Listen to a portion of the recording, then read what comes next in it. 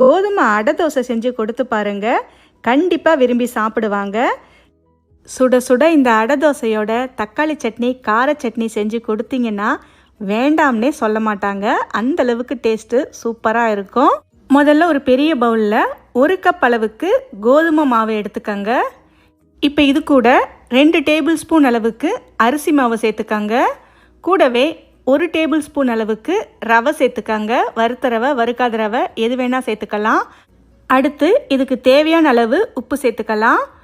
ஒரு விஸ்க் இல்லைன்னா கரண்டி வச்சு எல்லாமே சேர்ந்து வர மாதிரி நல்லா கலந்து விட்டுக்கங்க.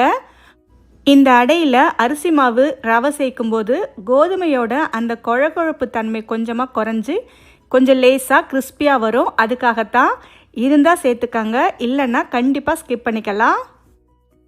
அடுத்து இதில் கொஞ்சம் கொஞ்சமாக தண்ணி சேர்த்து கட்டி இல்லாமல் நல்லா கரைச்சி எடுத்துக்கங்க. ரவை தோசைக்கு கரைக்கிற மாதிரி மாவை தண்ணியாக கரைச்சிடாமல் கல் தோசைக்கு கரைக்கிற மாதிரி கொஞ்சம் கெட்டியாகவே கரைச்சி எடுத்துக்கங்க. தேவைப்பட்டால் கடைசியில் தண்ணி சேர்த்து சரி பண்ணிக்கலாம். மாவை கரைச்சி எடுத்தாச்சு, இது அப்படியே இருக்கட்டும். அதுக்குள்ளே நாம் தாளிப்பு ரெடி பண்ணிக்கலாம். அதுக்கு ஒரு சின்ன பேனில் 1 ஸ்பூன் எண்ணெய் சேர்த்துக்கங்க. எண்ணெய் லேசாக சூடானதும் ஒரு 1/4 ஸ்பூன் கடுகு சேர்த்து தாளிச்சுக்கங்க. கடுகு பொரிஞ்சதும் 2 ஸ்பூன் அளவுக்கு கடலைப்பருப்பு சேர்த்துக்கங்க. இப்போ இந்த கடலைப்பருப்பு லேசாக செவக்கிற வரைக்கும் வறுத்து விட்டுக்கலாம். இந்த அடை தோசை சாப்பிடும்போது கடலைப்பருப்பு வாயில் கடிபடுறது ரொம்பவே டேஸ்ட்டாகவும் நல்லாவும் இருக்கும். அதனால் மறக்காமல் கண்டிப்பாக ஸ்கிப் பண்ணாமல் சேர்த்துக்கங்க. இப்போ இந்த கடலைப்பருப்பு லேசாக செவக்க ஆரம்பித்ததும் ஒரு பெரிய வெங்காயத்தை இந்த மாதிரி நல்லா பொடி பொடியாக நறுக்கி சேர்த்துக்கங்க. கூடவே கொஞ்சமாக நறுக்கிய கருவேப்பிலை சேர்த்துக்கங்க. இப்போ இந்த வெங்காயத்தை லேசாக வதக்கி விட்டுக்கலாம். வெங்காயம் ரொம்ப வதங்கணுன்னு அவசியம் இல்லை. ஒரு தாளிப்புக்காக தான் வெங்காயத்தை வதக்குறோம். வெங்காயம் ரொம்ப நேரம் வதங்கினாலும் டேஸ்ட் நல்லா இருக்காது. லேசாக ஒரே ஒரு முறை எண்ணெயில் வதக்கி விட்டுக்கங்க. அடுத்து இதில் ஒரு சின்ன கேரட்டை நல்லா பொடியாக துருவி இந்த மாதிரி சேர்த்துக்கங்க. இப்போ இந்த கேரட்டையும் வெங்காயத்தோடு சேர்த்து லேசாக வதக்கி விட்டுக்கங்க. கேரட்டையும் ரொம்ப நேரம் வதக்கணுன்னு அவசியம் இல்லை. வெங்காயத்தோடு சேர்த்து 1 நிமிஷத்துக்கு மட்டும் லேசாக வதக்கி விட்டால் போதும். அவ்வளவுதான். இப்போ நாம் ஸ்டவ்வை ஆஃப் பண்ணிடலாம். இது கொஞ்சம் நேரம் ஆறட்டும். அடுத்து ஒரு மிக்ஸி ஜாரில் 3 பல் பூண்டு தோலோடு சேர்த்துக்கங்க. ஒரு சின்ன துண்டு இஞ்சி கொஞ்சமாகவே சேர்த்துக்கங்க, அதிகம் சேர்க்க தேவையில்லை. ஒரு 1/2 ஸ்பூன் அளவுக்கு சீரகம் சேர்த்துக்கங்க. கூடவே 2 காஞ்ச மிளகாய். இப்போ இது எல்லாத்தையும் சேர்த்து தண்ணி சேர்க்காம இந்த மாதிரி கொரப்பாக அரைச்சி எடுத்துக்கங்க. இந்த மாதிரி பூண்டு காஞ்ச மிளகாயை அரைச்சி சேர்க்கும்போது அடை தோசையோட வாசனை ரொம்பவே நல்லாயிருக்கும்.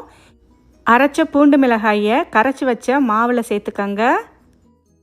பொடியாய் நறுக்கிய கொத்தமல்லி 2 டேபிள் ஸ்பூன் அளவுக்கு சேர்த்துக்கங்க.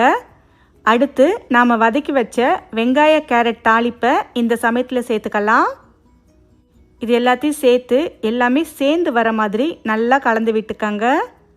இந்த சமயத்தில் உப்பு சரியாக இருக்கான்னு செக் பண்ணி பார்த்து தேவைப்பட்டால் சேர்த்துக்கங்க.